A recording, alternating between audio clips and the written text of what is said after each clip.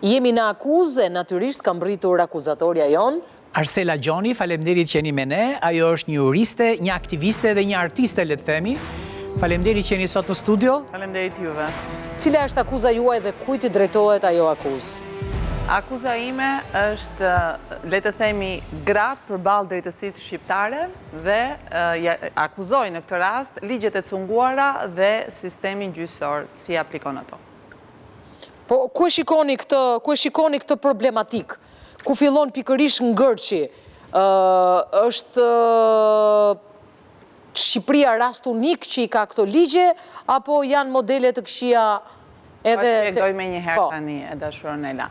Atëherë, spunto mora sigurisht edhe nga një ngjarje ditëve të fundit, që në Itali fqinje, një vend që nuk është larg nga ne, ku ligjet dhe sistemi i drejtësisë funksionojnë më së miri. Së fundmi është njohur feminicidi ose vrasja e grave është njohur dhe miratuar nëpërmjet nenit 577 të kodit 577 bis të kodit penal, pra njihet si krim më vete dhe tani më dënohet me burgim të përjetshëm. Dhe sigurisht që vetvetiu më erdhi reflektimi dhe thash, po në Shqipërinë tonë, që nuk është shumë larg nga Italia dhe ne shumë ligje edhe i kemi përkthyer apo huazuar në mënyrë pak arbitrare, çfarë ndodh? Pra, si është raporti i grave kundrejt drejtësisë shqiptare? A ka me të vërtet gruaja shqiptare, a ka me të vërtet gratë shqiptare një aleate në ligjet dhe në gjykatat tona? Për fat të keq, përgjigja shpesh është që gjykatat, nëpërmjet vendimeve të gjyqtareve dhe gjyqtareve tona, nuk janë në mbrojtje të palëve më të dobta që në një shoqëri patriarkale si ajo shqiptare përkojnë për fat të keq me gratë, por qëndrojnë dhe forcojnë pozitat e më të fortëve që për fat të keq përsëri e përsëris përkojnë me pasunarët apo me pronarët e multiapartamenteve. Pra, në gjykata shpesh gjejmë palët e forta, ato që në përgjithësi përfaqësojnë njerëzit që kanë një pushtet ekonomik dhe lihen në mëshirë të fatit palët më të dobta që, siç e thash, janë gratë. Dhe kjo është një reflektim që nuk është thjesht një reflektim pa baza, po të shikojmë në të gjitha intervistat apo sa mundësi edhe në mënyrë private kanë gratë të shprehen, të gjitha shprehen me të njëjtën frazë, nuk na mbron ligji. A duhet jetë vërtet kështu? Përse nuk i mbron ligji shqiptar gratë? Dhe në fakt është e vërtet, po të shikojmë që kodin e familjes. Ne themi dhe flasim për familjen shqiptare si një ndër, po themi, celulat, gjërat më kryesore që karakterizon shoqërinë shqiptare. Dhe sigurisht, familja është shumë e rëndësishme, po kur vjen puna që ndodh të kemi ato momentet e dhunës në familje, a mbrohen me të vërtet gratë?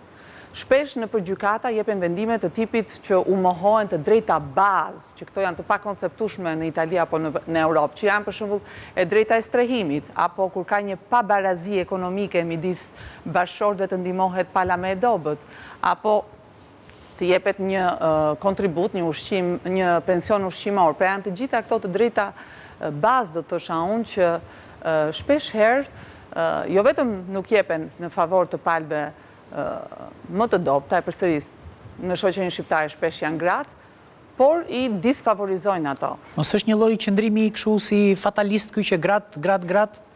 Jo, nuk është fatalist, sepse kjo është e vërteta, kështu ndodh. Pra, ne flasim këtu për palët më të dobta dhe shpesh këto palë më të dobta janë gratë. Po vendimi i Italisë që do dënohen me burgim të përjetshëm burrat, sa do ndikojë tek ne?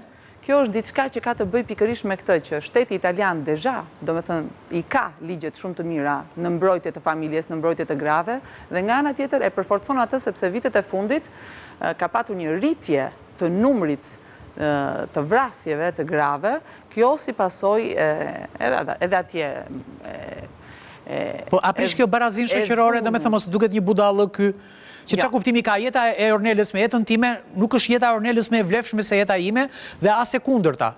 Pra, ne duhet jemi të barabartë, qofse unë bëj diçka dhe Ornela bën diçka, dënojmë të dy njësoj. Pse burri dënohet më shumë për gruan? Nga doli kjo? Po mundohesha të shpjegoja që shpesh herë burrat, sidomos në kushtet e një marrëdhënie apo në kushte familjare, nëse gruaja për një arsye apo për një tjetër është e pakënaqur dhe kërkon divorc, pra kërkon këtë shkëputje, ata nuk e pranojnë. E konsiderojnë akoma gruan në një farë mënyre si një pronë, si një diçka që u përket, dhe këtu kemi të bëjmë me... Mirë, dakord, ai buri e bën këtë gabim. E buri e bën këtë gabim, po ligji pse vendos... Unë do thosha diçka tjetër më tepër, se ne nuk na intereson feminicidi, ose më mirë të themi, në Shqipëri akoma nuk është parashikuar feminicidi pavarësisht se është krim, po na intereson të dim sa mbrohen gratë shqiptare në drejtësinë shqiptare. Pra ky shqetësimi yt, sa mbrohen gratë shqiptare? Patjetër, sepse nuk dua të trajtoj temën e feminicidit, sepse është një temë pak e fortë dhe e rëndë, aq më tepër që në shoqërinë shqiptare dhe në kodin penal konsiderohet si një vrasje në rrethana të rënduara apo në kushte familjare të tjera, pra nuk e kemi akoma këtë,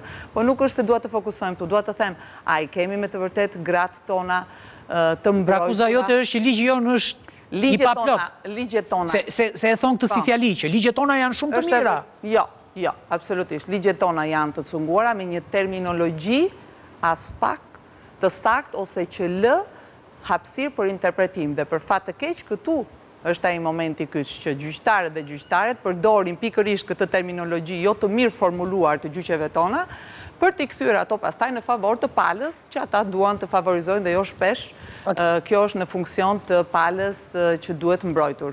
Nga ana tjetër, unë mendoj që është shumë e rëndësishme pikërisht që, po themi, proceset gjyqësore të regjistrohen, jo vetëm për mbarvajtjen, po gjithashtu të regjistrohen që të kemi një matje, një mundësi monitorimi se si e zhvillojnë detyrën gjyqtaret dhe gjyqtaret tona në sallat e gjyqit. Pra, për kundrejt, për pos faktit që jemi mësuar të flasim a janë apo janë të korruptuar, a janë apo janë të aftë, sepse shpesh japin ligje në më të paktën e rasteve, japin vendime në më të paktën e rasteve absurde, po në më të shumtën edhe kundërligjore. Qartë. Si, do me thënë, gjykata në vend bëj drejtësi, bën drejtësi. E përdorin ligjin dhe, si që thash, ato terminologjit, frazat, jo të formuluar. Më dhe që ta themur me një fjalë. Gjyqtari merr ca lek, blen një palruaza të shtrenjta dhe ndërkohë me parat që ky bleu këtë gjë, një dikush tjetër ka humbur jetën ose ka humbur ardhmërinë ose shpresën ose ka humbur marrëdhënien me fëmijët ose ka humbur të drejtën e strehimit, ka humbur të drejtën të ketë një proces gjyqësor divorci. Po që nga shumë e rëndë kjo gjë. Absolutisht po, është shumë e rëndë. Dhe unë mendoj do ishte me shumë vend. Unë dashka një vetting vetëm për këtë. Patjetër. Unë mendoj që më shumë vettingu, do të thënë spaku më shumë se sa të hetoj për anën korruptive, që paka shumë dihet opinioni se çfarë mendohet për gjyqtarët tanë, duhet të shikoj anën profesionale, a janë të aft apo të pa aft, sepse dhe kjo se jo, ata besa kuptojnë që nga shumë të aft, përderisa e shkruajnë drejtësinë si thua vetë. Jo, sepse nga që ligjet janë të shkruara me një terminologji jo të mirë formuluar, atëherë janë të aft. Janë të aft për ta përdorur ligjin si duan. Instrument manipulator kundër palës që po themi shpesh herë rezulton të jetë ajo më dobta dhe ajo më forta arrin të agjej po themi anën. Kështu që unë do të thosha nga një refleksion imi, nga një ide imja, që do ishte mirë sikur në për gjyqe të kishte monitorim, pra të kishte juri. Po ato regjistrojnë gjyqet? Regjistrojnë, po regjistrojnë vetëm për mbarvajtje. Në fakt, duhet të regjistrohen dhe të ketë edhe një juri, për shembull përfaqësues nga organizatat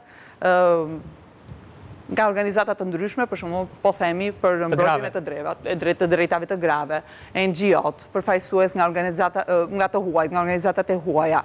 Pra do ishte mirë të kishte një juri që monitoron edhe mënyrën se si këta gjyqtar operojnë.